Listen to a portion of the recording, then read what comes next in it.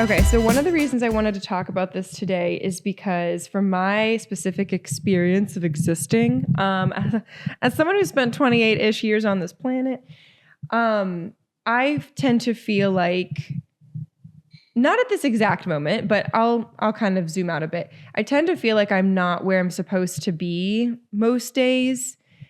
I think I've gotten a little more content and kind of found my flow with what I'm doing with life and my business and my time. But there's a lot of days where I'm just like, what am I on track? Like, what am I doing? And I say that because I'm obviously a creative. I've talked about potentially having undiagnosed ADHD. So it's hard for me to stay focused. It's easy for me to get new ideas and get sidetracked and side quested. But it's also like there's this innate thing in me that I can't quite tell if it's like God putting all these dreams in my life or, you know, me just having a crazy amount of energy. And so it's hard to discern, like, Lord, is this you telling me to like go chase this dream? Or is this my unhealthy brain unable to like focus on one thing and find contentment in it? Maybe it's a combo of both. But I obviously do a lot of things. I like a lot of things and I can see my future career. I always view it as like, there's many things I will do well at and then succeed and then I'll switch things up. And I'm content with that. Like I am expecting that to happen and it already has happened. But it makes it hard when you're in the world to pivot so much and when that's kind of discouraged in normal spaces. Like most of my peers are not changing their career every 3 to 5 years entirely. And I kind of mentioned this, you know, you've been along for the ride. You've seen my episodes. You've listened to my story, but I went to college for art design, not for art, for graphic design, for advertising. And I did some photography classes. I did guitar class. I did, you know, ceramics class. But my degree was advertising and design. I graduated. I got a job in advertising and design. I did photography on the side.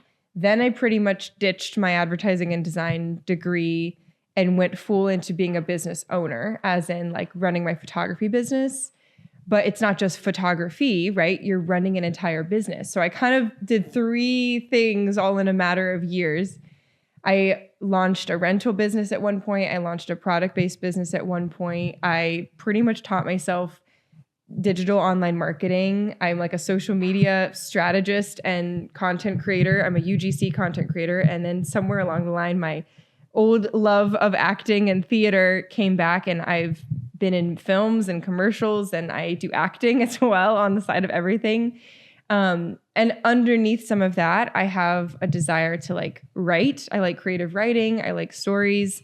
I fully see myself having many books published one day. I've always thought that. I'm not sure if they'll be fiction or nonfiction, but I definitely have a knack for that. I've participated and been in ministry circles a lot, and I could definitely see myself doing more of that in the future, worship leading, all that stuff. So there's like very many things. And now that I'm doing all this podcasting stuff, I'm like, oh, I like interviewing people. I like getting to know people. I could see myself getting an anthropology degree or, you know, doing something more in journalism or production like this, like not so much acting, but being in front of the camera and like having conversations like this, like an interviewer or I guess a journalist. And I like sustainability and fashion and thrifting and all this stuff. So all that to say, I sometimes feel like behind if I want to try any of those other things that I'm not currently doing. So it's hard to be maybe content.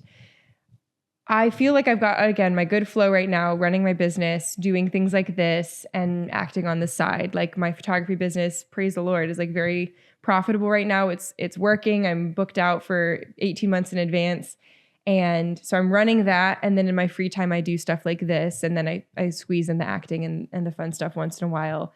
But it's like, okay, if I wanted to actually like be in more films, I need to put more time, attention, effort, energy into acting. Okay, if I want to ever write a book, I need to put more time, attention, effort, energy, all that thing. I haven't had my coffee. Oh, we need a coffee break for just a minute because English isn't Englishing. But you know what I mean? It's hard to know which one to do when. And if I want to squeeze all these things into my one finite life on this planet, like how do I do it? So it's a constant process of discerning, praying, and taking it one step at a time. So I wanted to kind of talk about that a little today in this episode, I guess, to kind of maybe encourage you if you're listening or watching and thinking the same thing, or maybe you have 0 directions and you are the opposite of me. And instead of having 12 things you're interested in trying and only 24 hours in the day, maybe you were just really confused and stuck and not sure what you want to do with life and what you need to do in this next season. So hopefully this is a little encouragement to you this year. And some of this came up because I was talking to a new friend the other day, and she was saying I'm super content where I'm at. I have no desire to like climb higher in my career. I have no desire to like do anything different. And I'm okay if I live paycheck to paycheck and got pregnant tomorrow, and I'd be cool with it. Like, I'm content. And I think it's really beautiful. Like, there's absolutely no shame in that. And I was just kind of like marveling at her ability to be like, yeah, no, like in all honesty, I am content right where I am. I don't need to climb or transition or move. I'm good. And I'm like, that's so cool. Like, that's really cool. And a lot of people feel that way. I just don't happen to be in that bucket. And I think that's also okay. But I'm like, I think contentment, like there's seasons where I'm like, I'm totally content. I don't have to change anything. I'm good. But it's like in my wiring to be like, no, let me like try something else. Like once it gets too easy for me, I'm like, new challenge. Like, let's try something else. Like, this is getting too easy. So anyway, maybe some of you are feeling that way today. So here's a couple little things. I'm just going to read to you today on this episode, and you can take what you want and you can leave the rest. You can leave the rest. Some of this is taken from an article. I'll link it below. It's just about like successful stories. And I always think these things are like a little cheesy because you're like, yeah, but like the circumstance, the context, maybe these people came from money. Maybe these people like, I don't know, had something happen to them that is so rare and it's hard to put your life against someone else's. But I do find inspiration in this stuff. So we'll get to reading. This one says, Anna Wintour was fired from her first job as a junior fashion editor at Harper's Bazaar. The Vogue editor started her career in New York as a junior fashion editor and made waves for her innovative shoots, but the editor, Tony Mazzella, thought they were a little too edgy, so she was then fired after just 9 months of her first job. Getting fired was a great learning experience and never held her back in her style. She's quoted saying, "I recommend that you all get fired," she told fashion students. Shortly after leaving Harper's Bazaar, she became a fashion editor at Viva, and in 1988, she was named editor-in-chief of Vogue, a job she has held for the last 27 years. That's crazy. That's crazy. Anna Wintour, like, that's wild. And it's very humbling to be like, oh, she was fired, and now she's the editor-in-chief for like nearly 30 years. This one you probably heard before. Walt Disney's newspaper editor told the aspiring cartoonist he wasn't creative enough. In 1919, that's crazy seeing that date, Disney was fired from one of his animation jobs at the Kansas City Star newspaper because his editor felt, quote, he lacked imagination and had no good ideas. Can you imagine, like, looking back after saying that to the Walt Disney? That wasn't the last of his failures. Disney then acquired Laugh-O-Gram, an animation studio he later drove into bankruptcy. Finally, he decided to set his sights on a more profitable area, Hollywood. He and his brother moved to California and began the Disney Brothers studio, eventually creating Mickey Mouse and Disneyland and winning 22 Academy Awards. Okay, this next one says, a Baltimore TV producer told Oprah Winfrey she was, quote, unfit for television news. Winfrey was fired from her evening news reporter gig with the Baltimore's WJZ-TV because she got too emotionally invested in the stories. Aw, you can't get fired for having a heart. I guess you can, though. I mean, listen. A Baltimore TV producer reportedly told her, my husband's bringing me my breakfast. Oh, thank you. Breakfast burrito. Thanks, honey. Okay. Where are we? Oh, yeah. Oprah Winfrey gets fired. Baltimore TV producer reportedly told her she was unfit for television news. At age 23, she was fired from her first reporting job. As a consolidation, though, he offered her a role on a daytime TV show, People Are Talking. The show became a hit, and Winfrey stayed for 8 years. She eventually became the host of the Oprah Winfrey Show, which aired for 25 seasons, and she's currently worth an estimated $3 billion. That's insane. That's insane, from being fired to that. Madonna lost her job at Dunkin' Donuts for squirting jelly all over a customer. According to a biographer, Andrew Morton, when the artist dropped out of college and moved to New York City to find fame, she had a rough start. Strapped for cash, she took a job at Dunkin' Donuts in Times Square. Her job didn't even last a day. After squirting jelly filling all over a customer, her managers gave her the boot. The Material Girl went through several fast food and waitressing jobs before she was introduced to the city's punk rock scene in 1979. It's just like, those things are really humbling. And all of these people have humble beginnings. It's I don't know, like a good reminder of no one person's story matches another. And it's okay if you have pivots along the way. It's okay if you're like, oh gosh, I'm working this dead end job and I'm not having any prospects. Like, that's okay. You're in good company. You're in good company. Like, if that happens for forever, maybe we'll do some things differently, but you're in good company. And then these are just like little one-liners. I've seen this many times on like Pinterest and blogs, but you might have seen this as well. But I find this stuff like fascinating.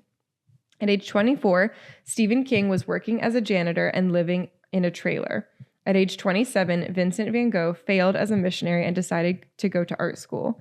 At age 28, J.K. Rowling was a single parent living on welfare who was clinically depressed and at one time contemplated suicide. At age 30, Harrison Ford was a carpenter. At age 37, Ang Lee was a stay-at-home dad working odd jobs. Vera Wang failed to make the Olympic figure skating team, didn't get the editor-in-chief position at Vogue, and designed her first dress at age 40.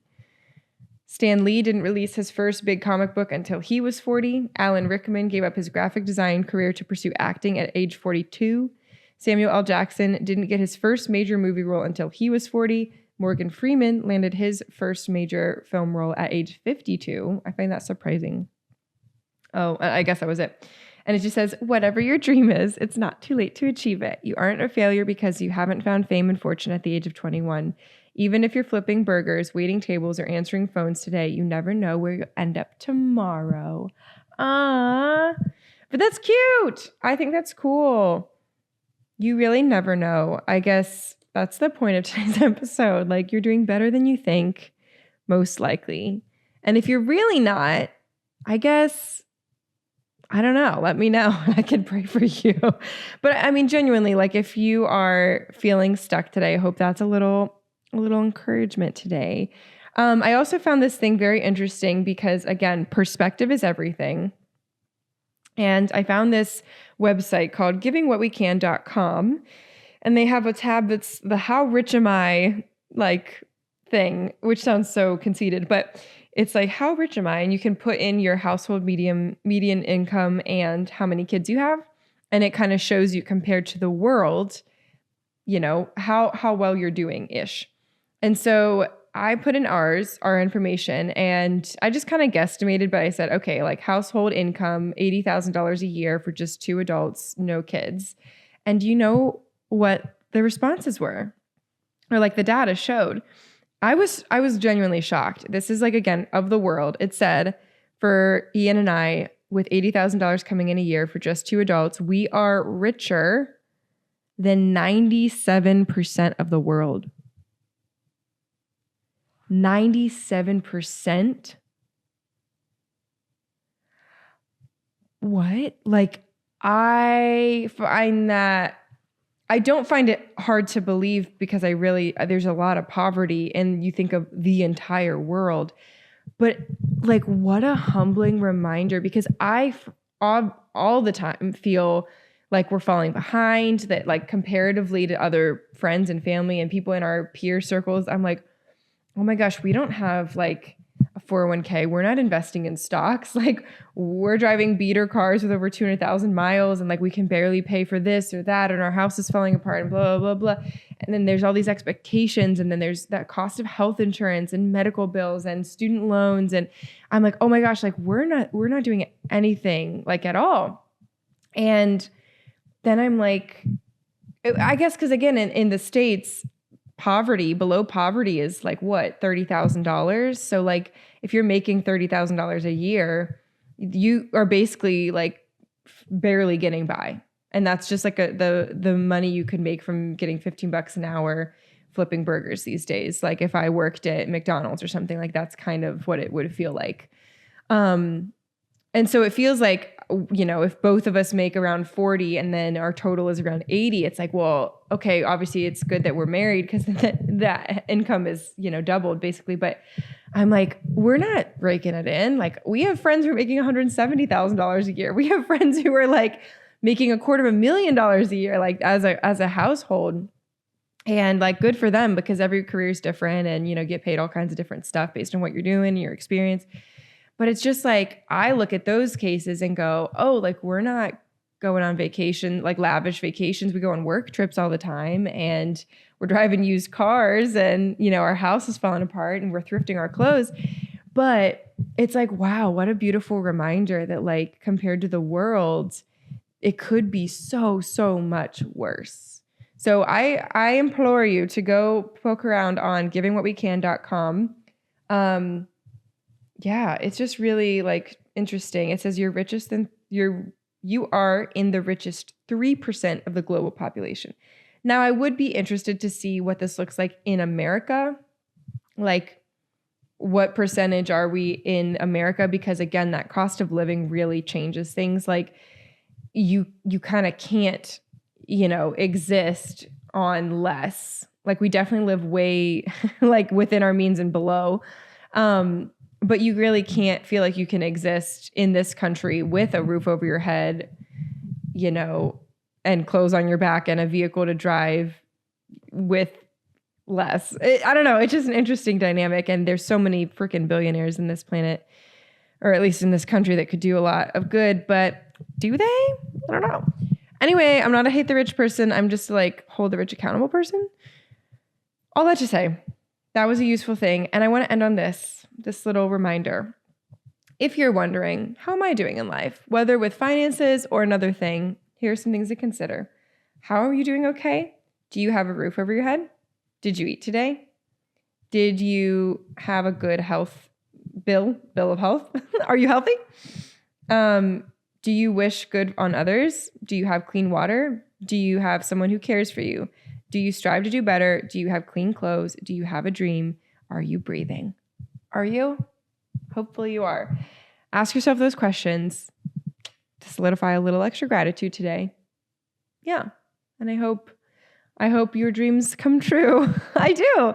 And I hope that even if you're discouraged today, you're reminded that you're amazing. You're amazing. God has a plan and a purpose for you. And I hate when people take Jeremiah 29:11 out of context, but I also know that like the Lord is sovereign and loves those children of his, which are us. All right. I'm gonna eat my breakfast burrito before it gets cold, but I hope you have a good day. You're not so behind. You're doing better than you think. Okay. Love ya. Bye.